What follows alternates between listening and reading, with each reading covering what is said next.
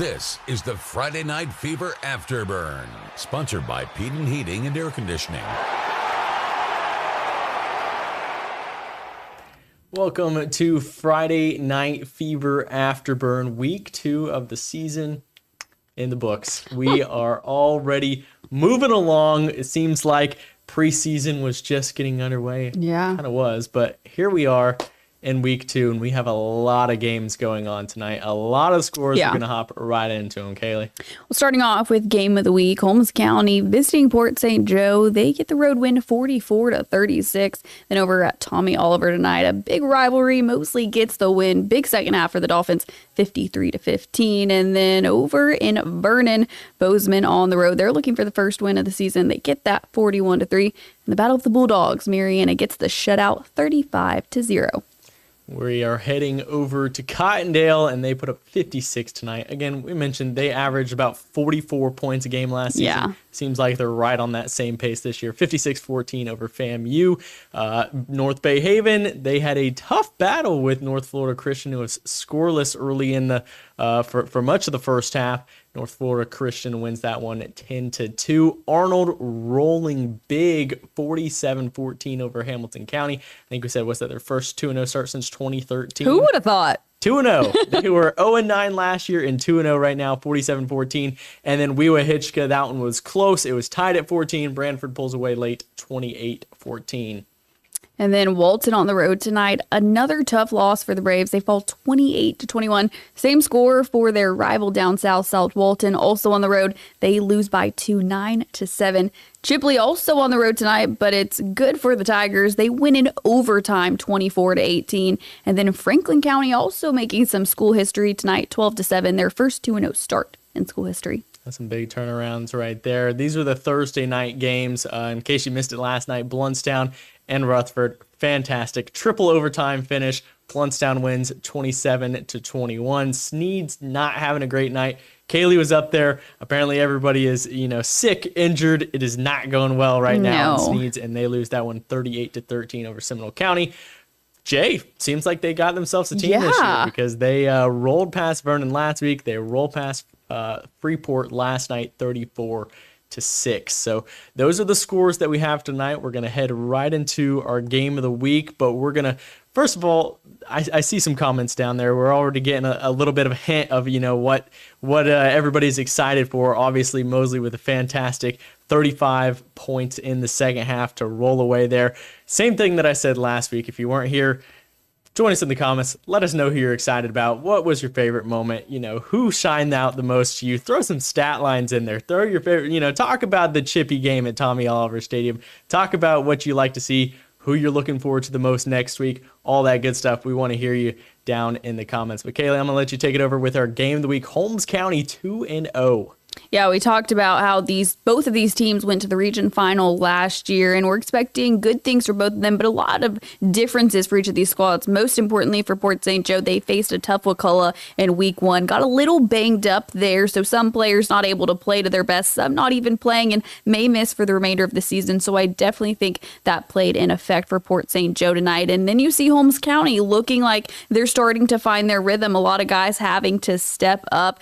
One of those right there, that duo between Griffin and Seeger, that looked amazing tonight. 3 scores from those two. So Holmes County just looked to shine tonight. We had some strong defensive plays from both teams, strong offensive plays from both teams, but Holmes County was able to kind of take that edge in every play. They went for 2-point conversion after every score, and they were successful on every one of those. So entering the half, they were up by 3 just because of those 3 attempts. And we saw that help them. And then they pull away in the second half. So a lot of talent on both these squads. Chance Gaynor really holding down for Port St. Joe. And he had to take some times on the sideline, take some breaks from the game. And you definitely saw that affecting them. Corbin Butts was not in attendance tonight after suffering a leg injury in week 1. So that definitely hurt Port St. Joe. So I think the move now for Port St. Joe is figuring how do we, let these other players step into those starting roles and let them be the playmakers when your playmakers aren't able to perform to their best ability. Right, and whether it's a banged up, St. Joe or not, they got some guys over there. It's a tough environment to play in Port St. Joe at all. So a huge victory for Holmes County. And it was a great matchup for sure, too. Right, and rolling past Bozeman last week to come into, Port St. Joe this week. I already see some support for the Blue Devils down in the comments, and you got to be excited after this one. That quarterback to receiver duo. They look like they had it rolling tonight. I like those two. I like watching them. That was a fun one. So, and again, Chance Gaynor, he's fantastic anytime the ball is in his hands. We saw that, opening play. Here's him again right here. Anytime that he's got the ball in his hands, there's a good chance that he's going to break loose for a big play. Here's another one right here. The diving, trying to get it in, steps out on the 1 yard line. He stood off to that sideline, Holmes County sideline, just for a little bit, trying to catch his breath because he was working so hard tonight. So, you always want to have a guy like that on your team. So he looked really good tonight. Right. And, Holmes County, one thing that I was thinking about them last week, is over the last few years, it's been, okay, our senior quarterback is graduating. Our senior quarterback is graduating, and then it's like, all right, who's going to step up? Who's going to fill that position? And then each year, somebody new comes in. It goes from Colby Jones to Landon Lumpkin, and now Race is coming in and doing a fantastic job. It seems like they know how to coach quarterbacks in Holmes County because they can sling the ball over there. And I think it helped for Race too, stepping in. They were making some changes in the playoffs last season, so they wanted Lakota or Landon Lumpkin to focus a little bit more on that safety position because he was very strong defensively. The kid could run as well, so they moved Race into that position late in the season. He adapted well, and I think that's helped him for this season as well. The question mark was, who would his receivers be? Where would he be able to throw the ball? And it looks like you have some guys really stepping up.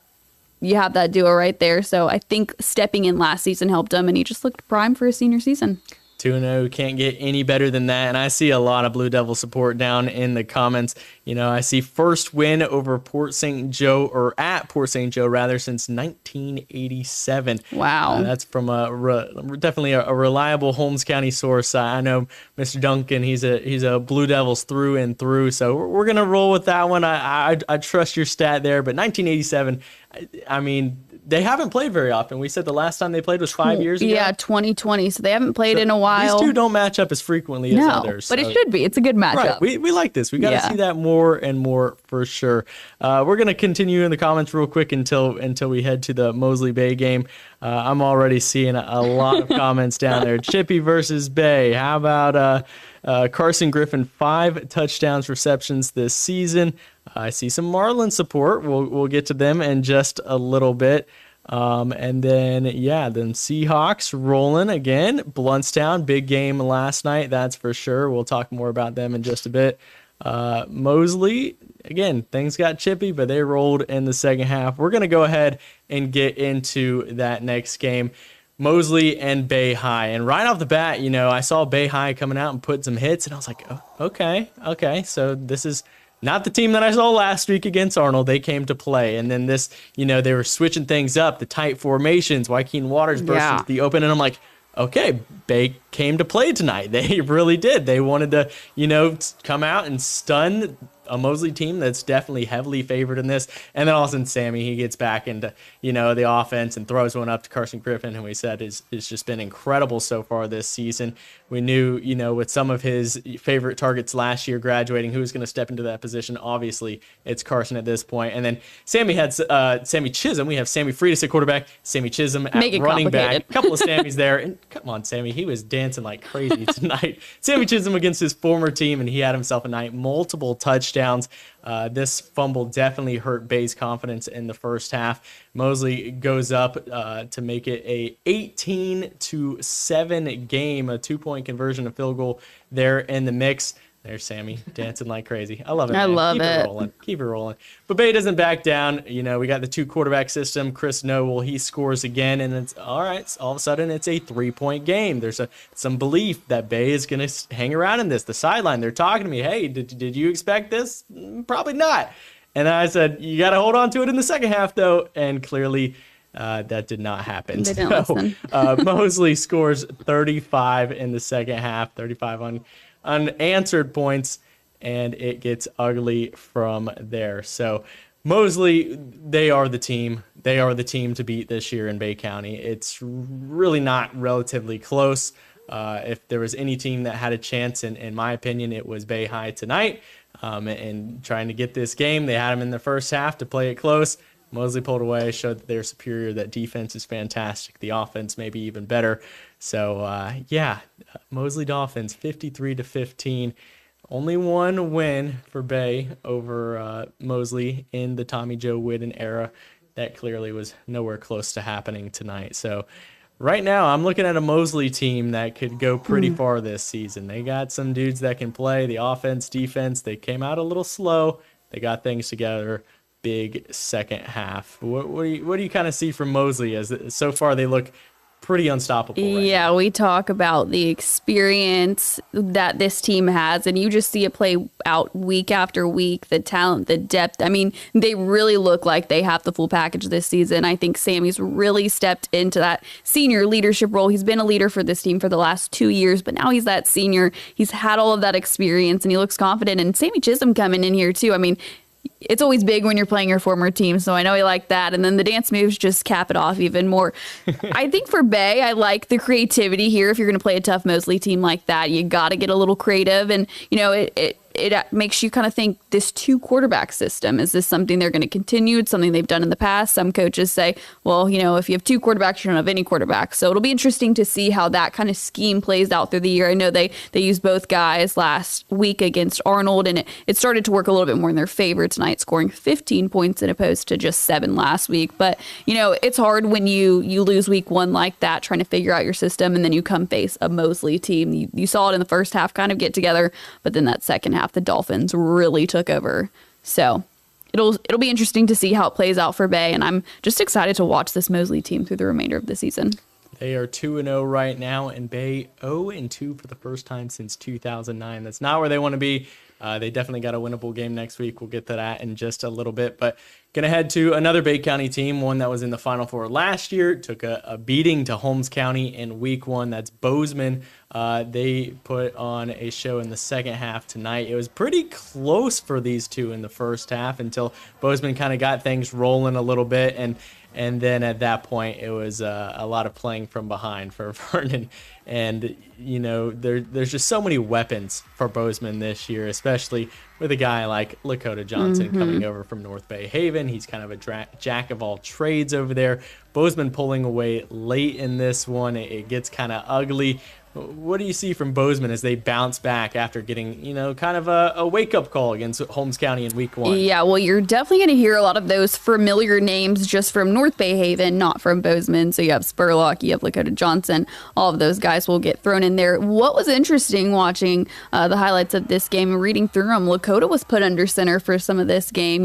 2 talented guys between the two of them. So it's interesting, and, looking at that 2-quarterback system, is that going to be a thing, or is it, just kind of late in the game? Let's see what Lakota can do under center. So they looked a lot better than last week. It's also heartbreaking on the other end from Vernon, getting that playoff appearance last year and talking about how excited they were to come into this season. And they faced some tough opponents. I mean, we saw Jay with a big win over Freeport this week as well. So, and then Bozeman wanting to bounce back from last week, kind of figuring out what they needed to work on, I think, over this week in practice. And this was a good matchup for Bozeman. So hopefully Vernon will be able to figure it out throughout the season, too, because I don't want to see them keep losing. But a good bounce back for Bozeman for sure. Vernon will figure it out for sure. But Bozeman now 1-1. The loss to Holmes County. And they've got a big one next week as their former coach, Jason Griffin, comes from Arnold.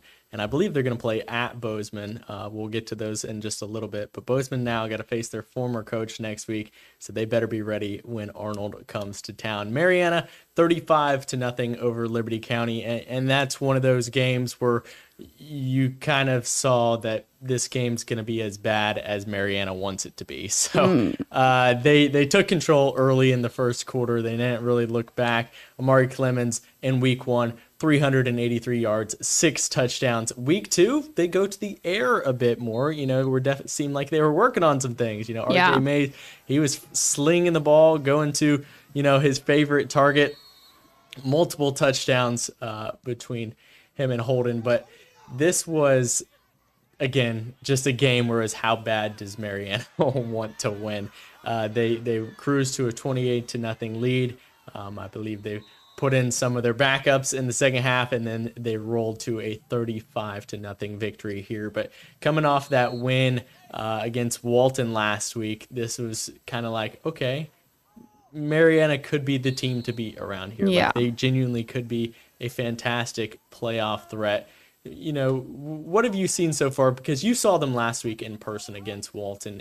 Just how good is this Mariana team? They look really good. And something that I really like to see from them tonight was it not just relying on Amari. And it's not like they're doing that at all this season. They didn't last week, and they're not doing it again this week. So something last year, we saw the rise of Amari, and a lot of teams started to catch on to that. And I think that led to some of their demise late in the season, losing those games because teams knew, let's just target number 4 and we'll win the game. We'll slow them down. They'll stop scoring. And that was the case for a lot of the games last year, but that's not this year. There's receivers. RJ Mays can throw the ball. He can also run the ball. The trick in the first highlight of this reel. So I like to see that. I saw them at the game. They were supporting their fellow Jackson County team last night, and Sneeds talked to some of them, and they were all excited. They were all talking about what they did in week 1 and how excited they were to contribute in week 2. So this team is so bought in. That's something when I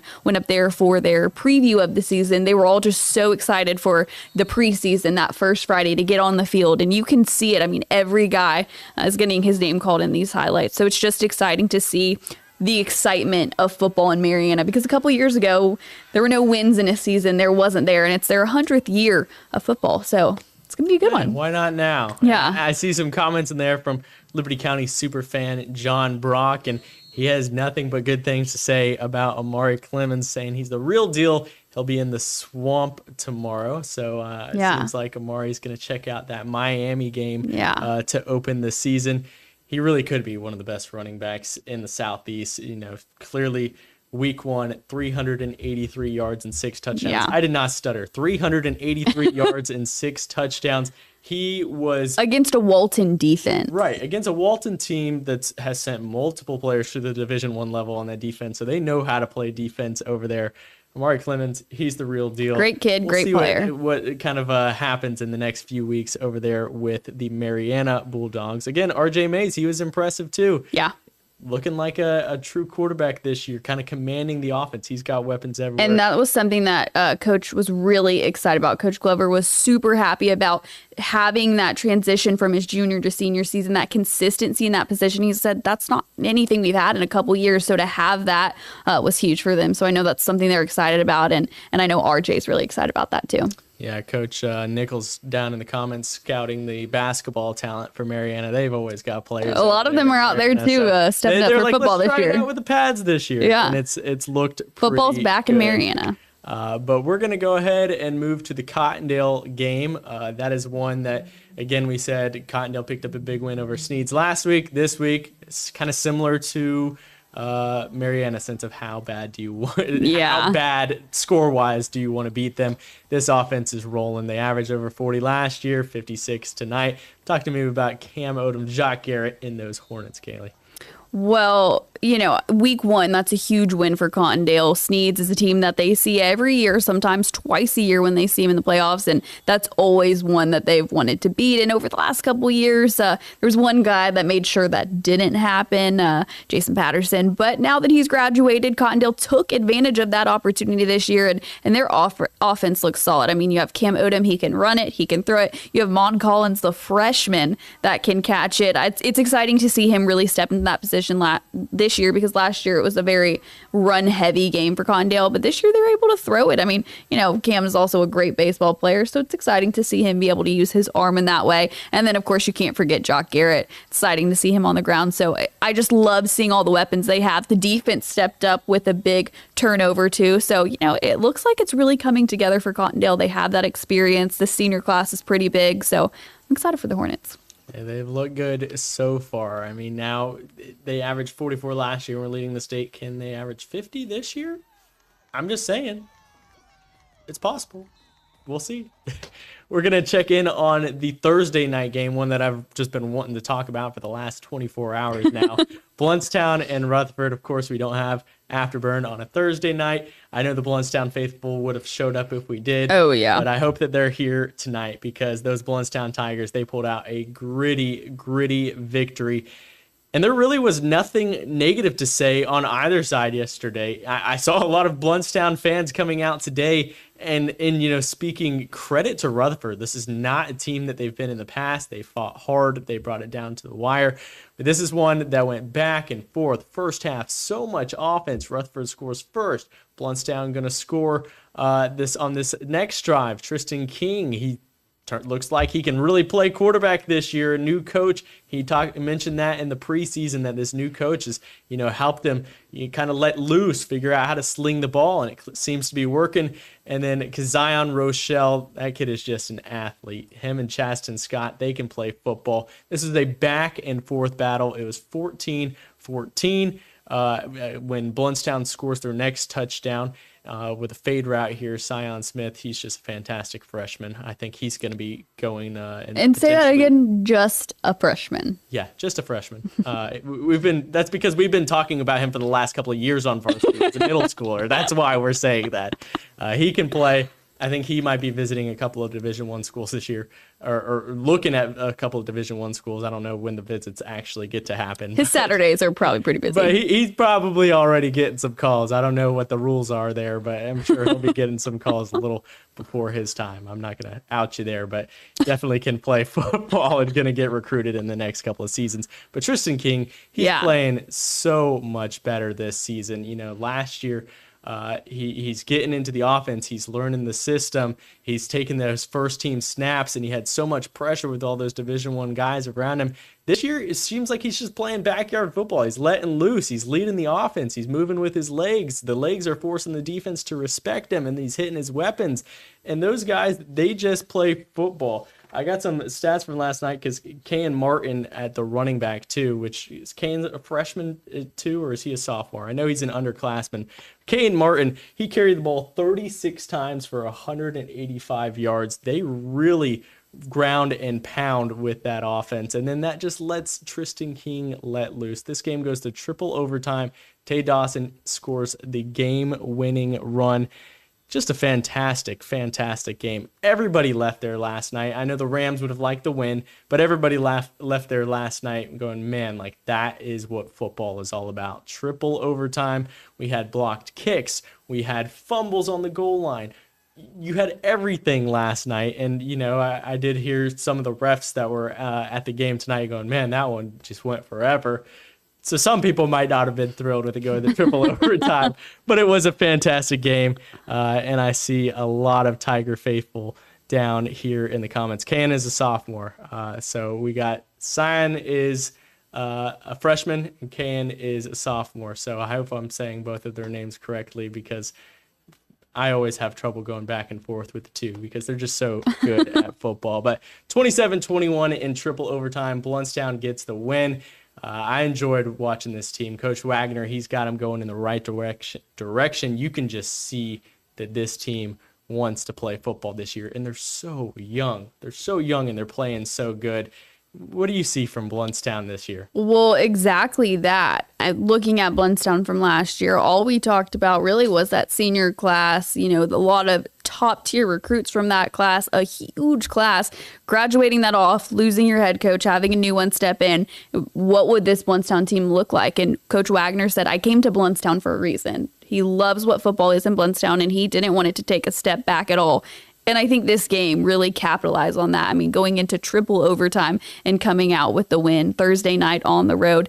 This team wants it. And, you talk about the younger players, but these guys stepping up, a freshman and sophomore, you got King as a senior, but these younger guys stepping in and showing, how big football is in Blountstown. It starts from the ground and they're just carrying it through. So it's exciting to see that they haven't taken a step back so far this year, starting 2-0. So, Blountstown is keeping up with football.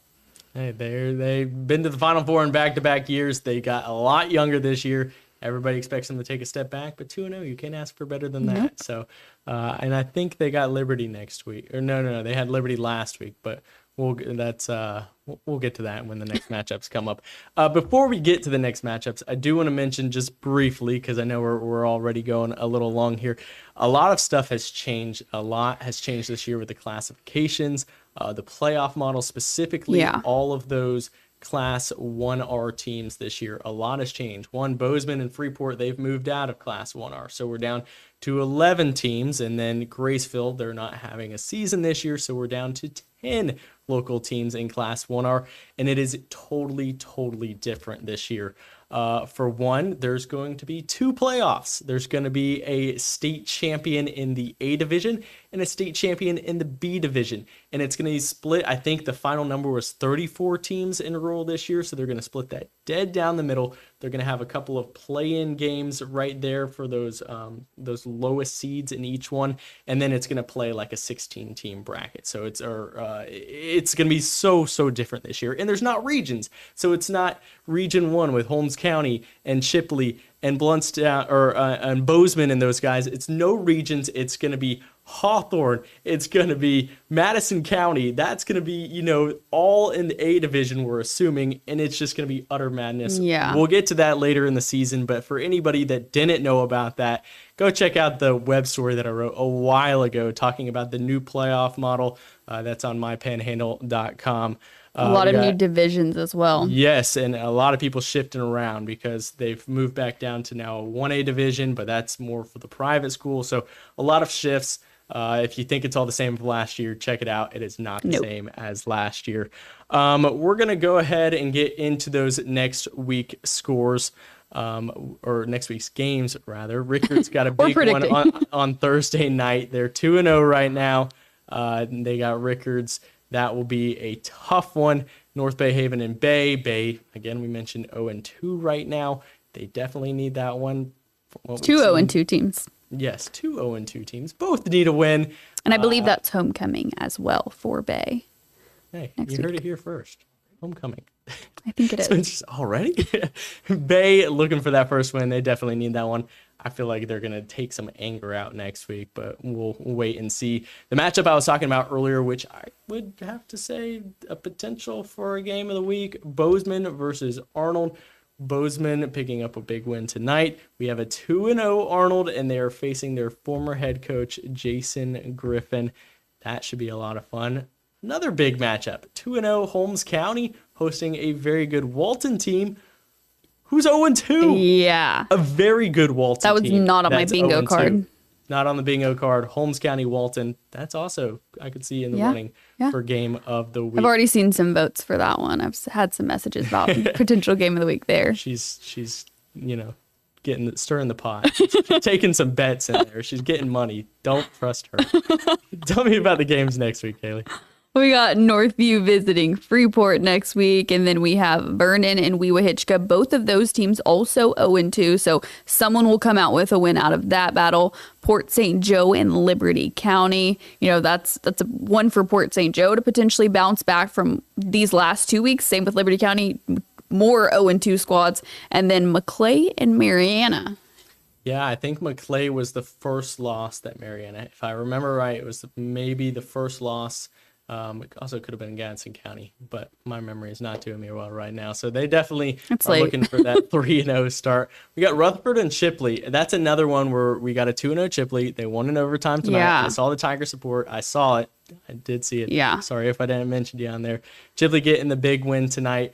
They are 2-0. Rutherford 0-2, but looking very good. They played Bluntstown all the way to triple overtime. I mean, should they count as half a win? No, it doesn't work that way. But Rutherford's going to be good game. Chipley. Good game, Rutherford. Fantastic game. 2-0 Franklin County hosting FAMU DRS. We saw what Cottondale did to FAMU tonight. Yeah. So I'm thinking it's another potentially favorable matchup for Franklin County. They had some big plays tonight. I saw an 80-yard return from the sophomore Sadiq Jones in that game. So they look pretty good. Yeah, and I know it's a very, very long way to Franklin County for us, but we'll see what we can do in trying to get somebody over there. It's a beautiful drive. It's a beautiful drive. We'll have to sell that point to one of our reporters going over there, but we will do our best to get Coach Cooper and his guys some coverage when Franklin County hosts FAMU. We got South Walton, Cottondale, Bluntstown, and Sneads all on bye weeks. Sneads is a potential bye. They were scheduled with Graceville, so as of now, no game scheduled. So bye week, but I'm not sure if Coach Thomas has plans of scheduling anyone for that game. Awesome. For that week. Is that the last list right there? That's the last next week. Awesome. So, yeah. That is week 2. Some more panhandle matchups for week 3. Yes, that was something that we had tonight. We had so many scores because a lot of our teams were playing teams from out of the area. So it didn't, it wasn't as many head-to-head matchups, except for this page here where they're all playing head-to-head. But anything else that I'm leaving out tonight? Anybody? We do have play of the week. Do you want to pull that up? Let's pull that up. Let's give them a shout out. Again, this is back-to-back weeks that we've called play of the weeks against Holmes County, and Holmes County won. So this is no offense to you, Holmes County originals, because you guys are still fantastic. Winning. You're 2-0, but the teams against you are having some pretty phenomenal plays. We had the kick return last week. This week we have Chance Gaynor on the trick play here. Kaleigh, was this one that you were expecting? Was this a tough one for you to catch on camera? No, it wasn't too bad. I like the back of the end zone ones. You always got to watch out for the goalpost, the legs of it over at Port St. Joe. But there was just seconds left on the clock. They had to really get it moving, try to get that score, because a 3-point deficit heading into the half versus 10 would be big for the Tiger Sharks, and kept it pretty close within the second half. But it was a fun play. Have some fun with it as we head into the half. And again, we talked about Chance Gaynor last season, a jack of all trades, and, he showed it again tonight.